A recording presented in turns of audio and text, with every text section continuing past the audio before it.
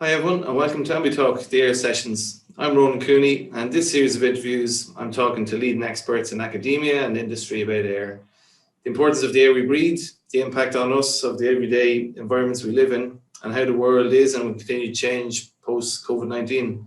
The vast majority of world's populations these days live in cities, and more research is being released on how our urban environments are directly impacting our health, both positively and negatively. And so cities are having become more and more smart, with widespread technologies being deployed and vast amounts of data being gathered over that region. So to discuss this and more, I'm delighted to be talking to Alan Murphy, Regional Manager with Smart Dublin. So hi Alan. Hey, afternoon Ronan. Thanks for inviting me. No problem at all, and thanks for taking the time out to have a bit of an hour with me anyway and see what we can get covered. So appreciate that. That's okay. So Alan, just to kick it off, I suppose we might just get you to go over your background in general and how you've ended up with Smart Dublin. Okay, so my background is mainly in IT consulting. I used to do a lot of what you might call business transformation projects using software like SAP software in different industries, which is all about technology-enabled transformation, which is a bit of a mouthful, but it's basically looking at ways to do or run your business, whatever business you're doing, in a more effective way using new technology. So while the technology is interesting, a lot of the conversations over the years are around the new business models that can be enabled by using new technology. So that's my historical background, and then the more recent years I got involved in a smart metering project. So in Ireland we're rolling out smart meters. You might have read about it in the news recently. That was a national program to install electricity and gas smart meters in domestic households. So I was involved in that project, and that was my first kind of introduction to the smart world. And then I heard about smart cities, and I got talking to one of the guys here that was involved in Smart Dublin. And so I joined the Smart Dublin team in summer 2018. So. Very good, yeah. And I know that the smart metering you're talking about has been a fairly long project. I think in Ireland it's numerous years it's been going on. Yeah, it's a huge disruption. That's the buzzword we use in all our tech conversations. Huge disruption to the retail energy sector. So yeah, and when you have ESB networks and many energy suppliers and the regulator, as well as consumers, this is all about trying to offer a better service to consumers. When you got all those actors impacted by the new technology, you want to think carefully about how the business model is going to deliver it and how it's going to work. So that takes time. Yeah. And now we're seeing the rollout by ESB networks, as well as smart services went live, actually, I think just a couple of weeks back.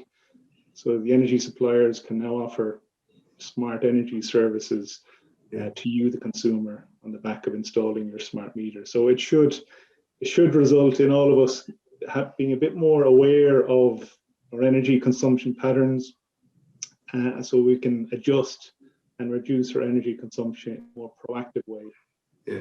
Rather than, if you're paying electricity, for example, by direct debit, you get your bill 2 months. It's quite of a passive experience, and you're kind of looking at the bill thinking, gosh, that's a bit higher than before. I wonder what I did. Yeah. So all what the smart meter fundamentally will do is just provide you with more granular information to allow you understand your energy consumption patterns, with the view that hopefully you'll try to reduce your bills. Yeah. So there we go. Yeah. Very good. And just with Smart Dublin then, you might just be able to give us an overview of some of the projects that you're involved in at the moment. Yeah, so the remit of Smart Dublin is aligns to kind of the remit of local government. So Smart Dublin is a collaboration of the four Dublin local authorities. They got together and said, look, all this emerging tech in mobile technology, big data, Internet of Things is coming at cities in waves. So internationally, most cities would have a smart city program. So the four councils came together and said, look, let's collaborate on evaluating the emerging tech as to how it could be used to deliver our public services in a more efficient way. So our remit, the kind of projects we do, would cut across the service catalogue of what the councils do, and which is vast. It ranges from social housing to waste management to mobility management, the traffic light system, for example, flooding mitigation. The list is significant. So our project portfolio, my typical day, I could be talking about homelessness in the morning, followed by something to do with energy efficiency. Thereafter, air quality might get popped in there. Then it's onto sustainable mobility. Then it's onto waste management. So the variety of work we do is significant. Huge diversity, it sounds like, then, which must be interesting on your end, I guess. Yeah, it's amazing. It's sometimes overwhelming. you got to get your head around each of those domains, and when it comes to kind of evaluating emerging tech or understanding how tech can deliver a business process better, you got to get your head around the business domain, understand the lingo a little bit, understand it from the business owner's perspective. Otherwise, you don't get buy-in from them. You're going nowhere in terms of trying to get them to embrace new technology and also demonstrate how it'll sort of make their world more efficient or make their world better. That's the first hurdle, to get their buy-in. Yeah. And you were saying there, then, I suppose, about like the global sort of smart cities, global sort of ideas, and most cities would have some sort of smart cities. And how do they typically sort of interact with each other, or do they? Are they very separate, or if like one project or one, saying, like you're saying, waste management, for example, was very successful, that other cities would have a tendency to roll that out then, or at least trial it? Yeah, I mean, we used to go to conferences once upon a time. And there'd be a few well-known that everybody would kind of go to, and you'd make some great connections there that people would follow through on and really would share stories. In the absence of that, you do have kind of smart city solution platforms, and there's a number of them that are very good at cataloging the kinds of R&D and innovation that each of us is doing. So if Dublin is doing a project on, like we launched a rough sleeper alert app just Q4 last year. We would write up a little case study on that. It would probably go into the public domain, but that would be picked up by smart city solution catalogs, so that my counterparts in, I don't know, Barcelona or London or even in the States or further afield would kind of see it. So there's a little bit of keeping an eye out for onto those kind of portals to try and find new stories and new innovations that are happening. And it's something that I would do when I'm talking to a business owner or head of department within a council about a new project. So we want to solve challenge X. One of the first things I would do is look internationally. Okay, well, has this challenge been tackled by somebody else? And that's a great nugget to bring back to that conversation locally, to say, well, actually, I can get in touch with the guy in Amsterdam who seems to have dabbled in this space. Let's see how they get on. So it's a little bit hit and miss that you'll find exactly the kind of project you want to do. But, I suppose the main that's coming out from all of that is all cities face the same challenges in terms of citizen engagement, mobility, energy efficiency, all the stuff I mentioned earlier on. it's the same. It's the same from one place to another, even regardless of the size of the city. The services that a local government would do, it's going to be very similar. Yeah. Yeah, yeah. And would they have a tendency then, say, to pick a solution maybe that is local to them, or would they be more looking for like a very large multinational that can come in and sort of blitz it, or is it a balance maybe? Yeah, it's it's a bit of both, you know. I think it's fair to say that the capital cities, let's say Western Europe, for example, would like to see innovation happening with local companies.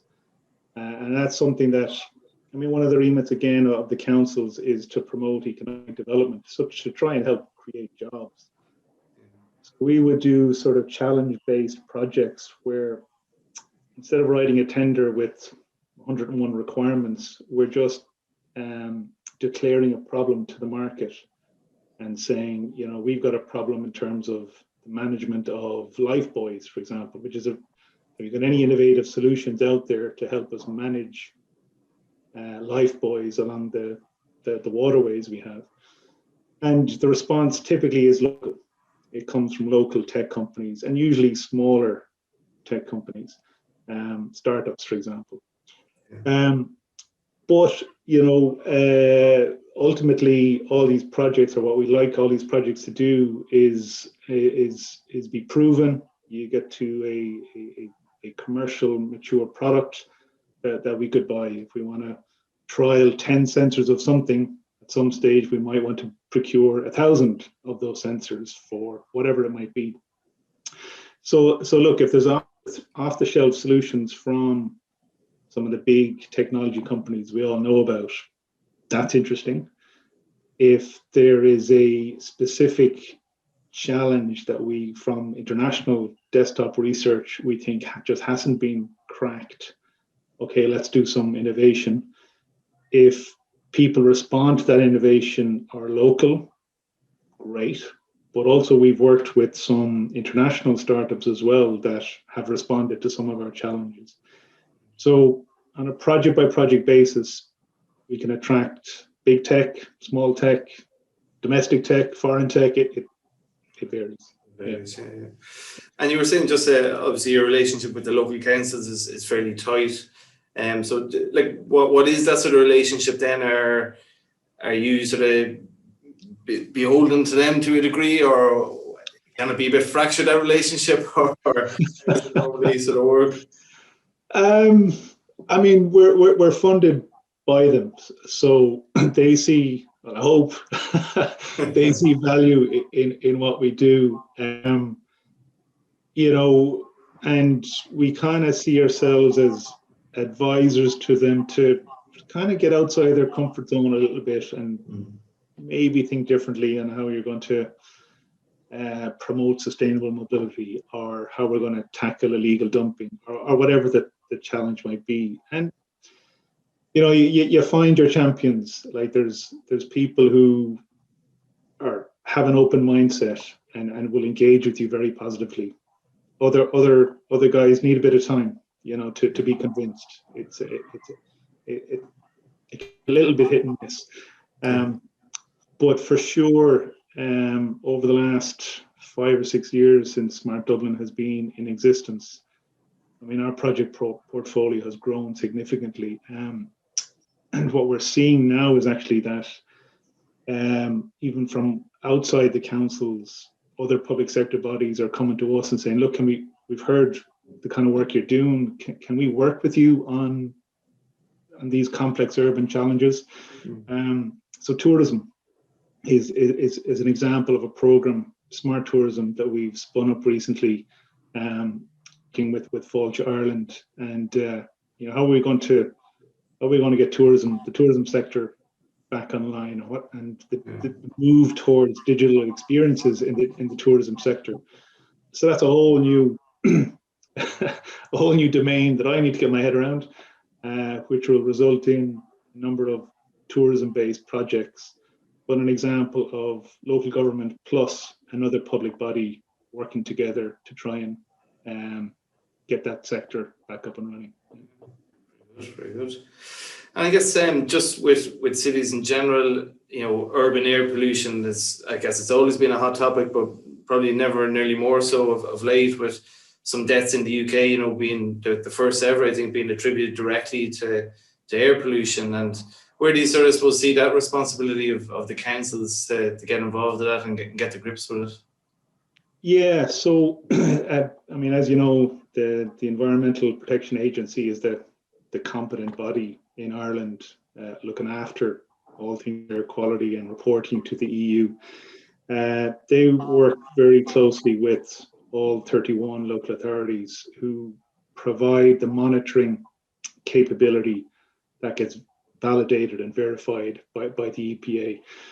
So that the four councils would have different air quality locations and monitors dotted around to the city region that would feed into, I think it's close to real-time data, it's definitely hourly at least, that tracks the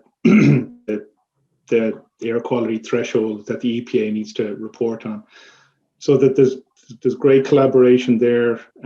There's in BCC, for example, there's a whole air quality unit.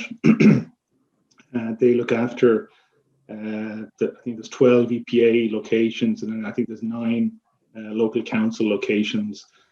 The data from those monitors go into an open data dashboard, the Dublin City Air and Noise .ie dashboard.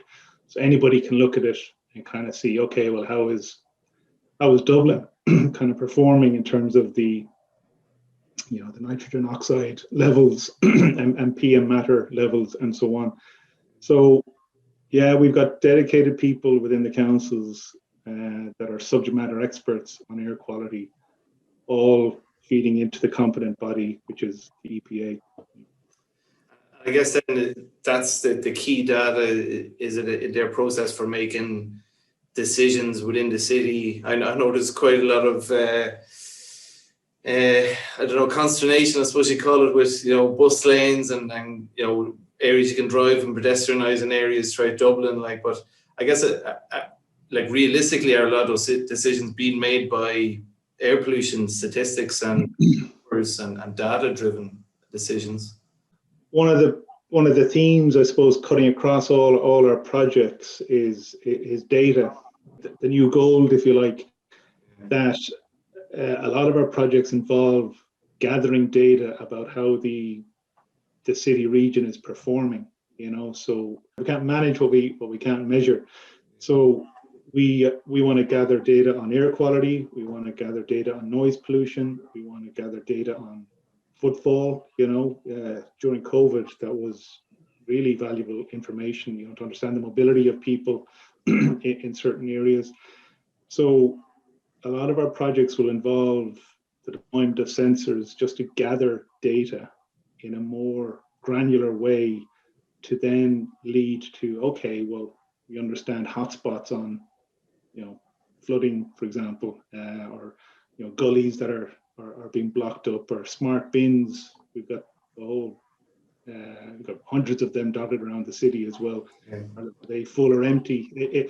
All that data leads to insight and trying to deliver the public service in a better way. Yeah. So yeah, that's a big part of what we do. And then I think you sort of briefly mentioned it then about getting the engagement of the population then, I guess, with that data and then having, I think you're saying that it's open access in a lot of cases in Dublin, that anybody can access that. But do you find that difficult, I suppose, getting that engagement from people, or it's a big consideration, obviously, that you have to take into account with a lot of these projects, I suppose? Engagement from citizens, is it? Yeah. Yeah, it's a tricky one. Citizen engagement, it can happen in different shapes and forms. We've been doing, a few citizen sensing projects lately. And what they are is kind of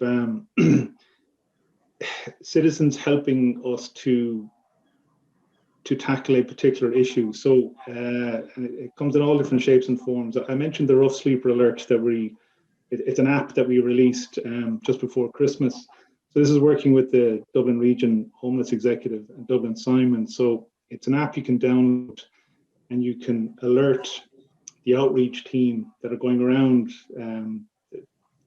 mainly the city centre as to, a rough sleeper is located in a certain area. You drop a pin on the map, and then the outreach team can get to that person quicker than they normally would. Yeah. So that's an example of citizen sensing. So citizens are actually part of the service in terms of triggering an activity for a local government representative or a service overseen by local government to happen.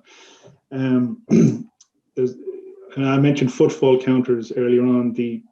There's a move toward citizen sensing in terms of traffic counting. So it's a project we're working on called WeCount, which is you can get a little sensor and put it on the window of your house, and you can just count cars and bikes and different kinds of traffic that are going by your area. So why is that interesting? Well, it when it comes to controversial conversations around how we might reconfigure roads or introduce cycle lanes, gathering data on actual traffic volumes is really powerful, because it breaks the perception that people may have on traffic volumes in a particular neighborhood.